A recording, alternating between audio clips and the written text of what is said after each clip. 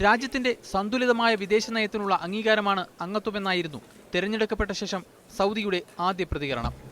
എന്നാൽ മണിക്കൂറുകൾക്കുള്ളിൽ നാടകീയമായി അംഗത്വം നിരസിച്ചുകൊണ്ടുള്ള പ്രഖ്യാപനം വന്നു.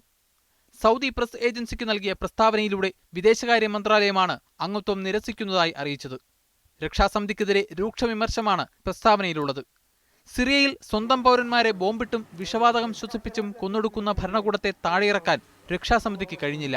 സംഘർഷം 3-ാം വർഷത്തിലേക്ക് കടന്നിട്ടും രക്ഷാസമിതി നിഷ്ക്രിയമാണ്. ഇത്തരം ഒരു സമിതിയിൽ അംഗമാകുന്നതിൽ അർത്ഥമില്ലെന്ന് സിറിയയിൽ പ്രതിപക്ഷ സഖ്യത്തെ സഹായിക്കുന്ന സൗദി വ്യക്തമാക്കുന്നു. ഇസ്രയേൽ ഫലസ്തീൻ പ്രശ്നത്തിന് ശാശ്വത പരിഹാരം കാണാൻ കഴിയാത്തതിലും സൗദി രക്ഷാസമിതിയെ കുറ്റപ്പെടുത്തുന്നുണ്ട്. പശ്ചിമേഷ്യയെ കൂട്ടനശീകരണ ആയുധത്തിൽ നിന്നും മുക്തമാക്കാൻ കഴിയാത്തതും രക്ഷാസമിതിയുടെ കഴിവുകേടിന് ഉദാഹരണമാണ്.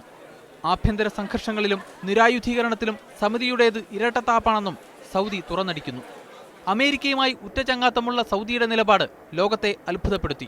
ഇറാനുമായി അമേരിക്ക ചർച്ചകൾ ആരംഭിക്കുന്നതും അവർക്കെതിരായ ഉപരോധത്തിൽ അയവ് വരുത്താൻ ആലോചന നടക്കുന്നതും സൗദിയുടെ തീരുമാനത്തെ സ്വാധീനിച്ചിട്ടുണ്ടെന്ന് വിലയിരുത്തപ്പെടുന്നു.